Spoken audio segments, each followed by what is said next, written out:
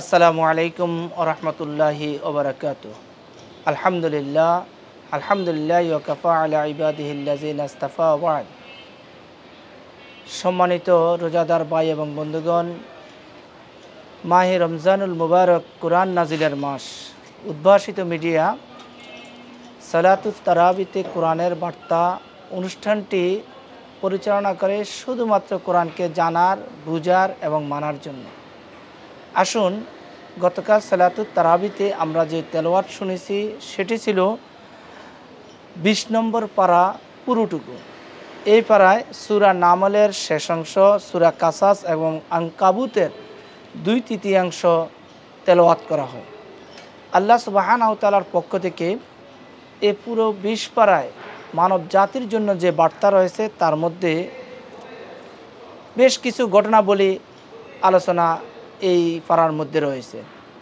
ইব্রাহিম আলাইহিসসালাতু ওয়াসসালাম এর দাওয়াতে ভাতিজা লূত আলাইহিসসালাতু ওয়াসসালাম ছাড়া বংশের উল্লেখযোগ্য কেউই ঈমান আনেনি, বরং তারা তাকে হত্যার চেষ্টা করে।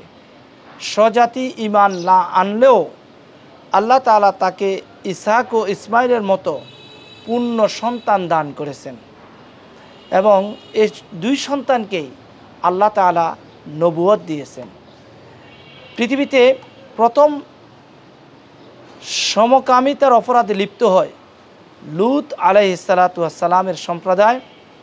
তাদের পরিণতি এবং গণ আযাবের পাশাপাশি শুআয়ব আলাইহিসসালাতু ওয়াসসালামের সম্প্রদায় এবং আদ ও সামুদ জাতির অবাধ্যতা ও পরিণতি, এই সকল ঘটনা আলোচিত হয়েছে ২৯ নম্বর সূরার ১৪ থেকে ৪০ নম্বর আয়াত পর্যন্ত। ঈমান আকীদা সংক্রান্ত আল্লাহ তাআলা যে বার্তা দিয়েছেন তা হচ্ছে আল্লাহর একত্ববাদের প্রমাণের জন্য আল্লাহর তরফ থেকে ৫টি প্রশ্ন ছুড়ে দেওয়া হয়েছে। সৃষ্টি জগতের মহানৈপুণ্য ও হাকিকত বিষয়ে আল্লাহ যেসব প্রশ্ন রেখেছেন সেগুলোর সদুত্তরের মাঝেই রয়েছে আল্লাহর একত্ববাদের প্রমাণ। ঈমান জাগিয়ে সে আয়াতগুলো রয়েছে সূরা নামলের ৬০ থেকে ৬৪ নম্বর আয়াতে। পার্থিব জীবনের হাকিকত সম্পর্কে গতকালকের তেলাওয়াতে আমরা শুনতে পাই ২৮ নম্বর সূরার ৬০ থেকে ৬১ নম্বর আয়াতে এই পার্থিব জীবনের যে হাকিকত তা তুলে ধরা হয়েছে। পৃথিবীতে যত সম্পদ ও উপকরণ আছে সবই পার্থিব জীবনের পুঁজি ও শোভামাত্র।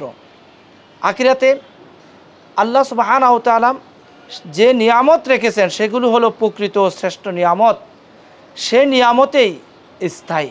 এ বিষয়ে আল্লাহ তাআলা ২৮ নম্বর সূরার ৬০ থেকে ৬১ নম্বর আয়াতে আলোকপাত করেছেন। এছাড়াও পৃথিবীর মানুষগুলো একসময় চলে যাবে, সেই চলে যাওয়া কিয়ামতের যে বিশেষ আলামত, সেই আলামত সম্পর্কে আলোকপাত করা হয়েছে ২৭ নম্বর সূরার ৮২ নম্বর আয়াতে। আল্লাহ রাব্বুল আলামিন গতকালকের তেলাওয়াতের মধ্যে মানব জাতির জন্য আদেশ সূচক যে বার্তা দিয়েছেন তা হচ্ছে ২৭ নম্বর সূরার ৭৯ নম্বর আয়াতে আল্লাহ তাআলা বলেছেন আল্লাহর উপর ভরসা করতে। ২৮ নম্বর সূরার ৭৭ নম্বর আয়াতে আল্লাহ তাআলা বলেছেন আল্লাহ প্রদত্ত অর্থ সম্পদ আল্লাহর নির্দেশিত পথে ব্যয় করে আখিরাতের নিবাস লাভের চেষ্টা করতে। মুনাফিক শ্রেণীর মানুষকে প্রত্যাখ্যান করতে বলা হয়েছে, আল্লাহর ইবাদত করতে বলা হয়েছে, একমাত্র আল্লাহর কাছেই রিজিকের অন্বেষণ করতে আল্লাহ তাআলা আদেশ করেছেন। এছাড়াও আল্লাহ তাআলা গতকালকের তেলাওয়াতে যে সকল নিষেধসূচক নিষেধাজ্ঞা জারি করে যে বার্তা দিয়েছেন তা হচ্ছে কাফির মুশরিকদের ব্যাপারে দুঃখ না করে এবং তাদের চক্রান্ত কুণ্ঠিত না হওয়ার জন্য আল্লাহ নিষেধ করেছেন ২৭ নম্বর সূরার ৭০ নম্বর আয়াতে। জমিনে ফাসাদ সৃষ্টি করতে আল্লাহ তাআলা নিষেধ করেছেন ২৮ নম্বর সূরার ৭৭ নম্বর আয়াতে। ২৮ নম্বর সূরার ৮৬ নম্বর আয়াতে আল্লাহ সুবহানাহু ওয়া তাআলা কাফিরদের সাহায্যকারী না হওয়ার জন্য নিষেধ করেছেন। মুশরিকদের দলভুক্ত না হতে আল্লাহ তাআলা বলেছেন। এরপরে আল্লাহ রাব্বুল আলামিন যাদেরকে অপছন্দ করেন তাদের পরিচয় তুলে ধরেছেন। 28 নম্বর সূরার 76 নম্বর আয়াতে আল্লাহ তাআলা বলেছেন আল্লাহ অতি উল্লাসকারীদেরকে পছন্দ করেন না।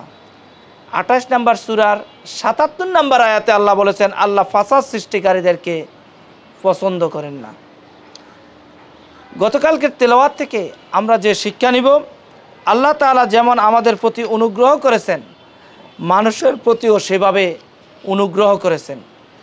গতকালকের তেলাওয়াতের মধ্যে আল্লাহ রাব্বুল আলামিন মানুষদেরকে যে দোয়া শিখিয়েছেন সেই দোয়া হচ্ছে মুসা আলাইহিস সালাতু ওয়াস সালামকে আল্লাহ তাআলা সেটি শিখিয়েছিলেন, রব্বি ইন্নী যলামতু নাফসি ফাগফিরলি, হে আমার প্রতিপালক আমি নিজের প্রতি জুলুম করেছি, আপনি আমাকে ক্ষমা করে দিন।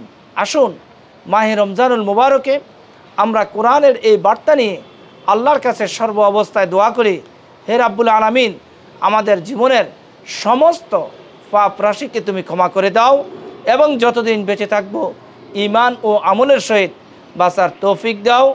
ইনশাআল্লাহ তাআলা আগামীকাল আবার আমরা 18তম তারাবিতে যে তেলাওয়াত শুনব সেই তেলাওয়াতের বার্তা নিয়ে আবারও একত্রিত হব, সে আশা এবং প্রত্যাশা রেখেই আল্লাহ সুবহানাহু ওয়া তাআলার সাহায্য কামনা করে শেষ করছি। আসসালামু আলাইকুম ওয়া রাহমাতুল্লাহি ওয়া বারাকাতুহু।